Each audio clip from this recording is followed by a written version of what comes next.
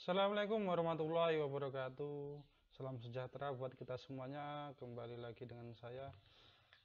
Baiklah, pada kesempatan kali ini kita akan belajar tentang IPA kelas 9. Materinya adalah tentang reproduksi pada hewan, ya. Reproduksi pada hewan. Pada umumnya hewan itu dibedakan menjadi dua kelompok besar, yaitu kelompok vertebrata yang bertulang belakang dan avertebrata yang tidak bertulang belakang. Oke, baiklah, kita akan bahas satu persatu bagaimana cara reproduksi pada hewan. Kita saksikan slide selanjutnya. Oke, pertama kita bahas tentang reproduksi hewan invertebrata. Artinya dia hewan yang tidak punya tulang belakang.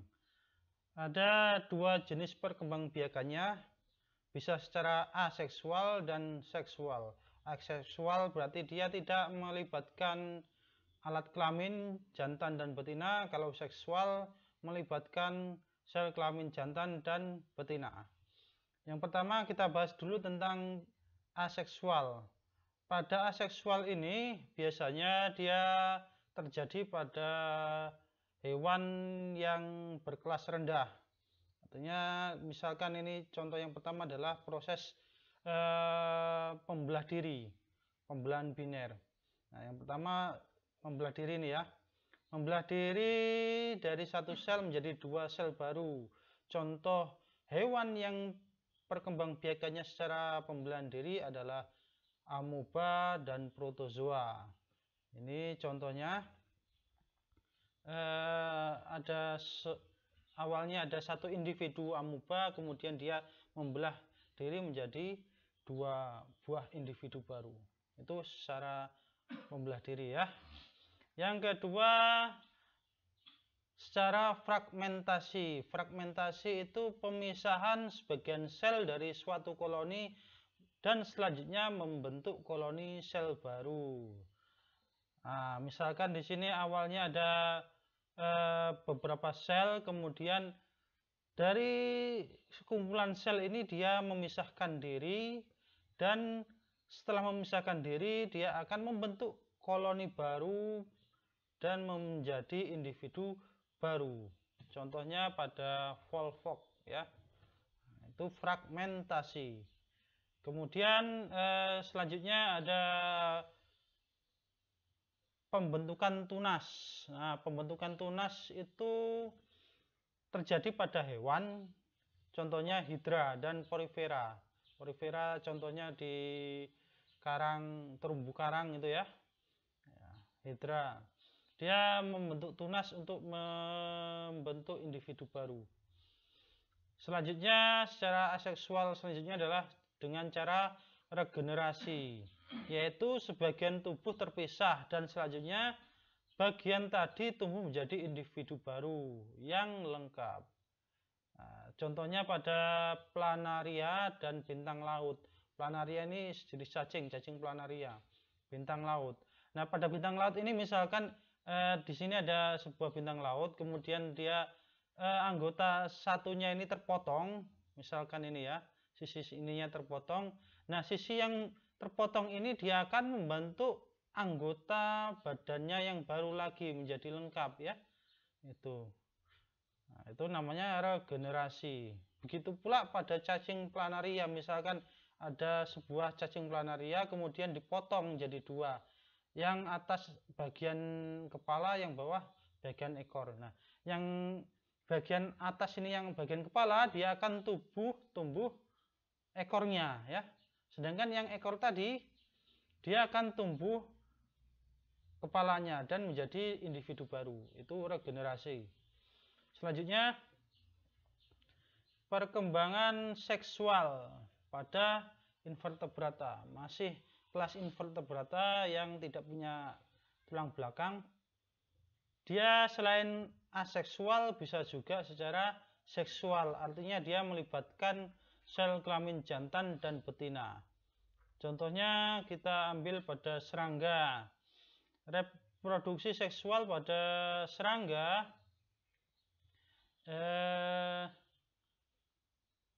secara kawin pada hewan invertebrata dapat dibedakan menjadi dua. Yang pertama tanpa pembuahan, yang kedua dengan pembuahan. Artinya tanpa pembuahan itu pada peristiwa partenogenesis. Artinya sel telur itu tadi dia tidak dibuahi oleh sel sperma. Dia akan tumbuh menjadi individu baru tanpa pembuahan sel sperma ini ya. Ini ada partenogenesis. Yang kedua dengan pembuahan, artinya dia dibuahi sel sperma. Oke. Kemudian ada perkembangbiakan untuk invertebrata hidra. Hidra tadi awalnya kita bahas dia bisa melakukan secara aseksual yaitu dengan pembentukan tunas. Nah, dia juga bisa melakukan perkembangbiakan secara seksual, dilakukan dengan pembentukan testis dan ovarium yang terdapat pada satu tubuh. Nah, dia dalam satu tubuh ini terdapat dua jenis alat kelamin, yaitu testis dan ovarium. Tapi dia tidak bisa membuahi dirinya sendiri, ya. Dia bisa membuahi individu lain. Ada organisme yang punya dua alat kelamin jantan, itu namanya hermafrodit ya. Dalam satu individu kok dia punya sel kelamin jantan dan betina, itu namanya hermafrodit. Nah, itu Selanjutnya ada cacing tanah. Cacing tanah ini juga dia hewan hermafrodit. Artinya dalam satu individu cacing tanah ini dia punya sel kelamin jantan dan sel kelamin betina, tapi dia tidak bisa membuahi dirinya sendiri.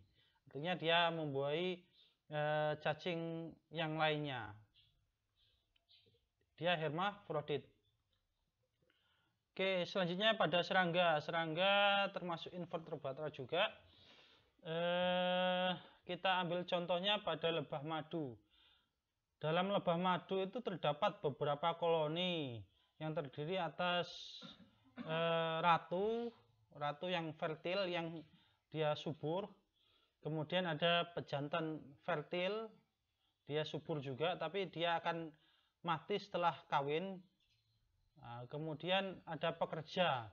Pekerja ini dia mandul, dia steril ya. Pada waktu kawin, si sperma jantan ini tadi disimpan dalam kantung sperma di induk betina pada ratunya ya, di induk betina itu tadi. Nah, sperma yang sudah disimpan ini tadi menjadi cadangan sperma selama ratu hidup ya. Sekali kawin dia spermanya ini tadi dicadangkan, disimpan terus. Nah, bila telur yang telah matang kemudian dia dibuahi oleh sperma tadi dari cadangannya tadi, nah, dia akan berkembang menjadi individu baru, bisa jadi calon ratu, bisa jadi calon pekerja atau prajurit. Nah, kemudian ada juga yang sel telur yang tidak dibuahi, artinya dia akan tumbuh juga menjadi individu baru pakai cara partenogenesis tanpa dibuahi oleh sel sperma. Itu dia akan tumbuh menjadi seorang pejantan tapi dia mandul ya, mandul. Oke, kita lanjut. Selanjutnya reproduksi pada hewan vertebrata. Dia hewan yang bertulang belakang. Pada hewan vertebrata reproduksinya hanya bisa dilakukan secara seksual, aseksual tidak bisa ya. Yaitu secara kawin melalui peleburan antara ovum dan spermatozoid. Nah, pada pembuahan vertebrata ini bisa dilakukan dengan dua cara. Ada yang terjadi di luar tubuh, ada yang terjadi di dalam tubuh.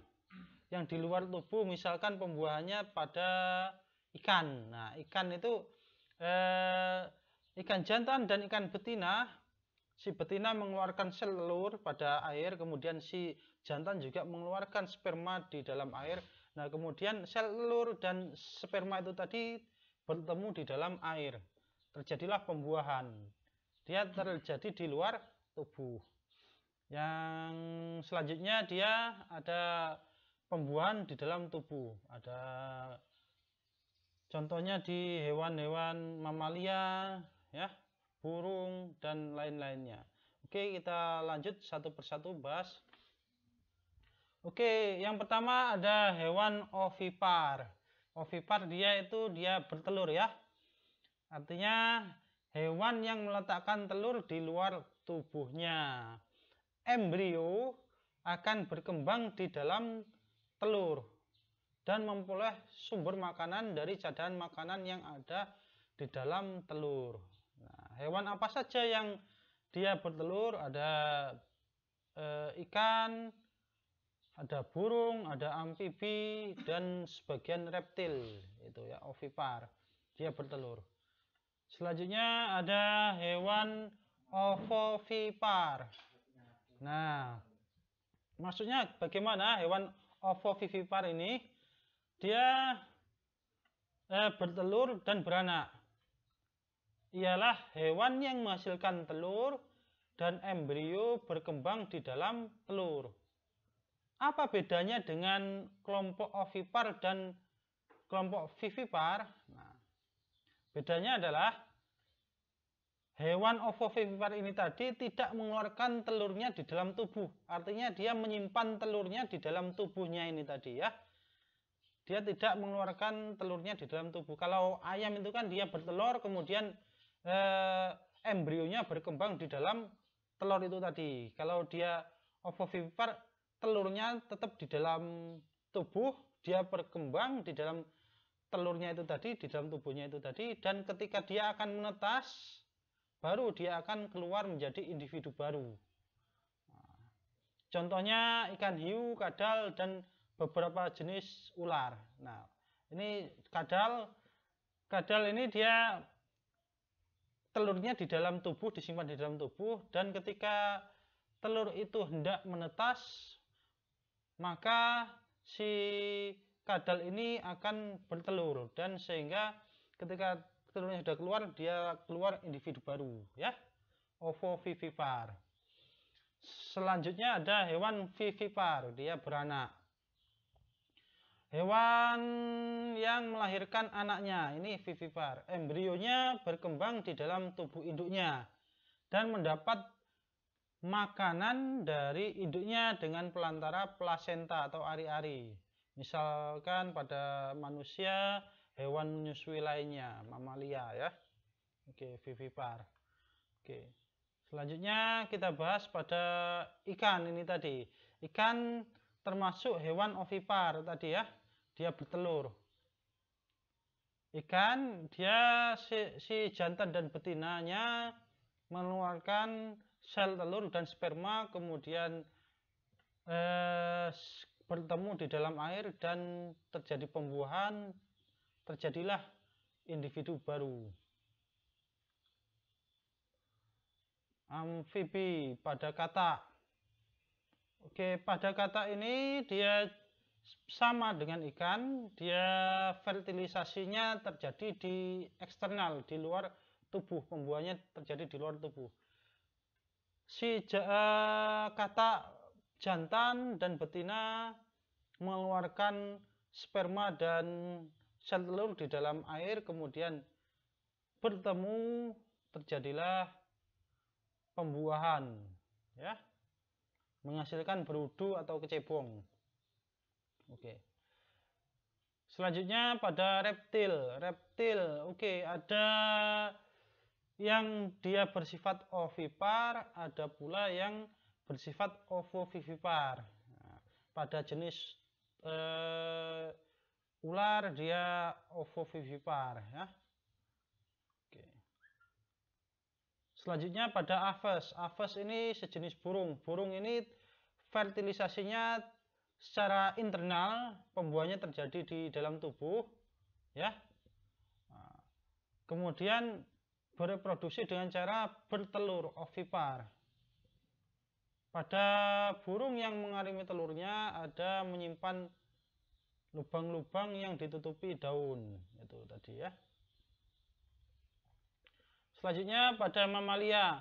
Mamalia pembuahannya atau fertilisasinya terjadi di internal, di dalam tubuh. Ya.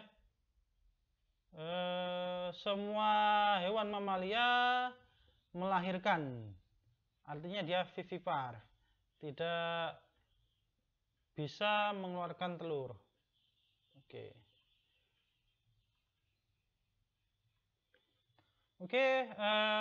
Untuk materinya sementara itu dulu. Apabila ada yang kurang jelas silahkan ditanyakan, boleh ya, nanti kita bahas secara bersama-sama.